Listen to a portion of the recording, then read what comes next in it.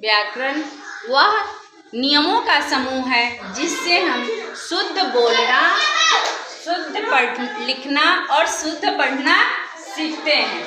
व्याकरण का परिभाषा या परिचय हम इस तरह से देंगे कि व्याकरण वह नियम का समूह है जिससे हम शुद्ध बोलना, शुद्ध लिखना और शुद्ध पढ़ना सीखते हैं। व्याकरण के अंतर्गत ही आते हैं लिपि।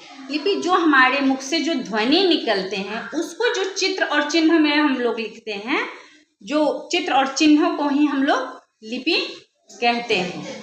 ठीक, अब आते हैं भाषा। भाषा किसे कहते हैं?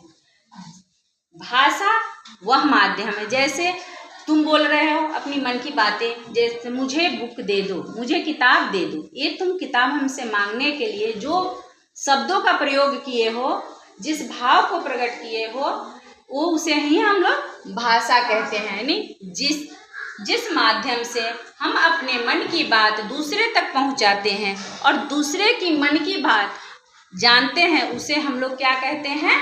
भाषा कहते हैं। अब आते हैं व्याकरण। व्याकरण पढ़ने के समय इनके भागों को जानना जरूरी है। व्याकरण को हम तो लोग जब पढ़ते हैं तो पहले जानेंगे इसके कितने भाग हैं। व्याकरण के कुल 3 भाग हैं। व्याकरण के 3 भाग हैं। पहला है वर्ण विभाग, दूसरा है शब्द विभाग और तीसरा है वाक्य विभाग।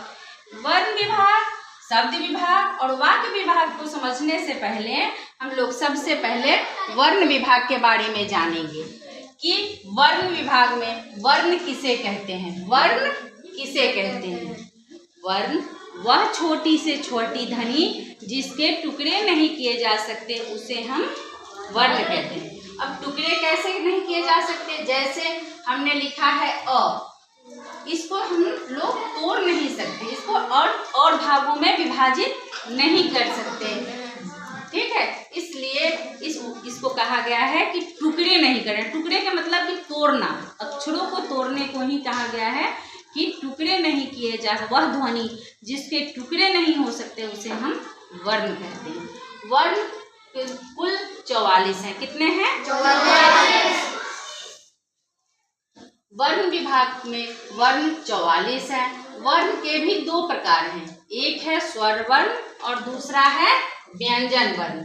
स्वर वर्ण 11 है और व्यंजन वर्ण 33 है। स्वर वर्ण में अ, आ, ई, उ, ए, ओ, औ। अंग और अह को संयुक्त स्वर वर्ण कहा गया है, इसलिए इसको अलग रखा गया है। तो टोटल जो स्वर वर्ण है वो कितने हैं? 11 हैं। ठीक है, स्वर वर्ण को भी 2 भागों में बांटा गया है, ह्रस्व स्वर और दीर्घ स्वर। ठीक है, ह्रस्व का मतलब होता है छोटा और दीर्घ का मतलब होता है बड़ा। छोटा वह वर्ण जिसको बोलने में हमें कम समय लगता है उसे हम ह्रस्व स्वर कहते हैं, जैसे अ, ई, उ, री। और दीर्घ स्वर जिस वर्ण को बोलने में हमें अधिक समय लगता है उसे हम दीर्घ स्वर कहते हैं, जैसे आ, ई, उ, ए, ओ, औ। अंग और अह को संयुक्त स्वर वर्ण कहा गया है, इसीलिए हमारे स्वर वर्ण की संख्या 11 है, वरना इन दोनों को मिलाया जाता तो टोटल 13 हो जाते हैं। आगे जब हम लोग पढ़ते हैं व्यंजन वर्ण, व्यंजन वर्ण है 33।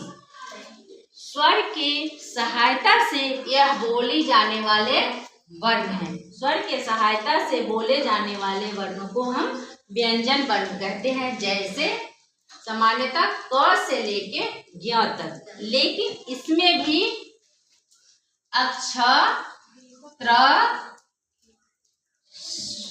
स्र और ज्ञ को संयुक्त में रखा गया है, संयुक्त वर्ण में रखा गया है।